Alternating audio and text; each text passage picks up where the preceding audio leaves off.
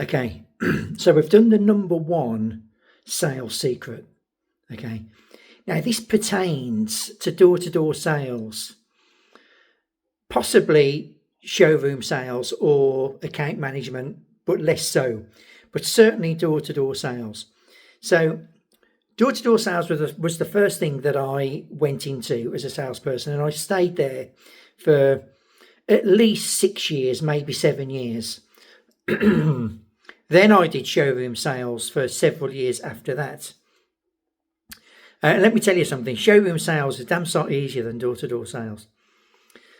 The second secret for door-to-door sales was a hard-fought secret for me to discover, okay? Because I'd like to think that at this point, and I'd perhaps been selling for 3 or 4 months, my sales presentation was pretty good, okay? But I was missing this one element. You see, the top guys in my sales office were doing 2 to 3 sales daily, okay? Now, I will elaborate on this more. It depends on what you're selling, right? If you're selling something really easy, like converting people from one energy provider to another, and they're going to be saving money, it doesn't cost them anything to switch, there's no contracts. You can do 3 or 4 or more of those a day, okay? So what I was selling at the time, and this is going back a long time, I was selling pay TV, satellite dishes, cable TV. And this product at the time, people had been bombarded for a decade, okay? And it's a much harder sell. If you're selling a product where it's well known, all the pluses and minuses of having this particular product are well known, you get bombarded with objections. Now, obviously, all good salespeople can handle those objections, but it doesn't stop some products from being easier to sell than others.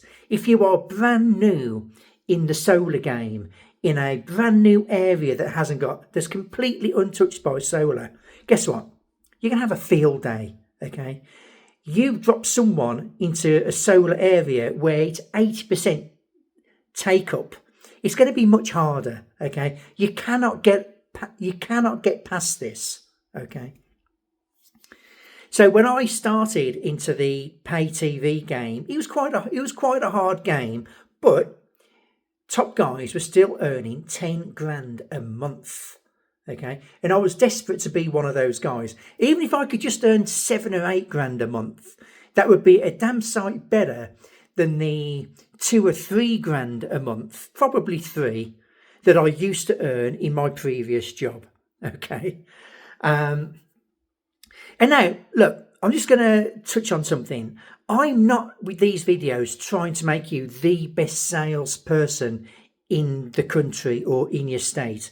But what I am trying to get across is to help the person that's just struggling to be one of the top guys, at least in your office, at least.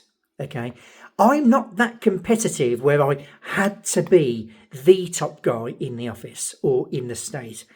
I happen to turn myself into one of the, probably in the top 5%, probably, right? I could walk into the office and people go, oh, he's Stewie, he's a good guy. And all the sales statistics were on the office wall, so everybody could see where everybody stood, okay? So I'm digressing a little bit. The second key to door-to-door sales is maybe not what you think. Okay, people might think, oh, well, it's how you present. That is definitely one of the keys. People will think, oh, you've got to have a killer presentation. That is one of the keys. Okay, killer close. Have many closes. That's the key. That's the second key. You have plenty of closes. Look, these are all very important, but they are nothing unless you have got killer, wait for it, killer time management. Okay? You want to turn yourself into a sales hunter, not just a salesperson. You are hunting for sales. Now I'm going to have a little bit of a criticism with the modern sales game, and I touched on this when in my last year of selling. I will go into it later. You are a sales hunter. You are you are not walking around there just randomly knocking door to door to door to door to door. When you are new, that's what you will do. So, advice if you are brand new, just knock on every single door. If you see a door, knock on it.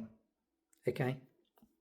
Because that is going to give you the practice that you need. Yes, you're going to be training every single day. Okay? But you can't beat the real thing, but you've still got to practice. Okay? So don't forget that. Okay? So when you are first new, knock on every single door. If you see a door, knock on it. Okay? Just keep it simple. But after a few months, let's just say you're being consistent, but you are some way off the top guys in the office. Okay. What you really want to do is start being selective about the doors that you knock on. Now, I don't care if some of my old sales managers are cringing when they hear me say this, if they happen to be watching this video. Maybe they do, maybe they don't.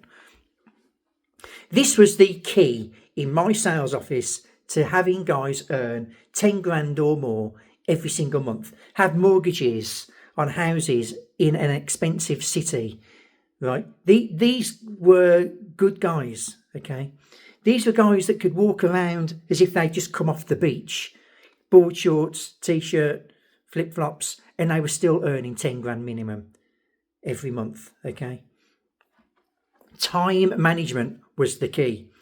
Presuming the presentation's good, the sales pitch is good, all of that, the time management was the key. What I used to find is during the day, there's not a lot of people home. Okay. So our office philosophy, our state philosophy, we would only knock from 4 in the afternoon till 8 in the evening. That was all the knocking we did. Okay. Now I've got lots of experience with this. You can go out during the day. You can start knocking at 9, and you up until 4 o'clock. You're lucky if you get a sale. Now over the course of a year, of course, that one sale can be an extra, 300 sales. Okay, so I'm not saying don't do it, but those people that are home at 10 o'clock in the morning, quite often they're home at 4 o'clock in the afternoon as well. So you will still scoop them up in that 4 till 8 period. Okay. Now, law changed. Okay. We can no longer knock after 6 o'clock in most parts of the world, right? You can't knock after 6 o'clock unless you're a charity. Okay. Now, I've got mixed emotions about selling charities because most of the money goes to the charity, not to the people that need it. But I'm digressing. I am digressing. Even if you have to knock during the day, okay, you are forced into it. Don't get walking down. Now, I'm jumping ahead. I am jumping ahead. Once you've had a few months, you get a sale a day, but you're wondering why the top guys are maybe getting more than you. Maybe. They're being selective, okay? They are being selective about the doors they knock. So I used to have a rule. Unless there is at least one car on the drive, don't walk down that drive. Don't walk down there. Because here's the thing. You're not out there being paid to knock on doors.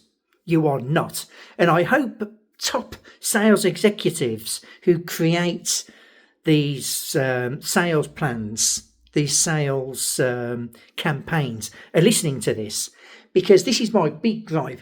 These days, everyone's got a tablet, okay? And on that tablet, they can see how much time they have spent on each door. And they will see that, he's walking past all these doors. Oh, he's only spending 10 seconds at this door, okay? Salespeople are not out there just to knock doors. And all of you sales executives think it is just a numbers game. Just knock on as many doors as you want. As you possibly can, you're bound to get one. And there is an element of truth to that, okay? If everybody was home, you're 100% right. But during the day, most people are not home. So you want to be incredibly selective about the doors you knock, okay? So what we would do, we would have a rule. All the top guys had a rule. You would only knock on that door if you heard signs of activity or there was clear signs of activity that there were people home. Because the majority of the time, if you took a punt walking down a driveway and there was no cars down there, you got no hunch that there was someone in, you'd knock on the door, they would be out. Okay, so you've walked down the driveway, it takes 10 or 20 seconds to walk down the drive. You knock on the door, you're waiting, half a minute, 45 seconds, maybe a minute, listening. And then you got to walk back down the drive to the next house. You've wasted at least a minute there. So if you do that 90 times, and believe me, you can do it. I have spent a whole day with some of the best salespeople, and they have got no sales that day. And they have gone, oh, well, you win some, you lose some. Okay. Now, if that is the sales world you want to live in, fine. If at the end of the year it's giving you an income you're happy with, fine. What I found was you could control that. Okay. If you are selective about the doors that you knock on, your consistency will ratchet up. You will 100% your consistency, your ratio. I went from always getting 1 sales a day to at least getting 2 sales a day following this method. So no matter how you look at it, I've doubled my productivity by being mindful on the driveways I'm walking down. Okay. Now, some people cynically will call that cherry picking. You can call it what you like. At the end of the day, I'm making twice as many sales as you. Okay. Now, where sales managers and team leaders get frustrated with this philosophy is because they have a perception that you are burning through the areas too fast.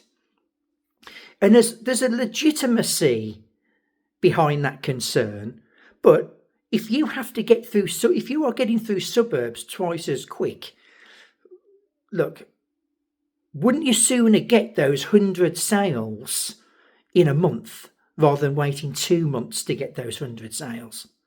Okay. If this campaign only lasts 2 years instead of 4 years, but you've got all your sales, does it really matter? Lots of salespeople, after a couple of years,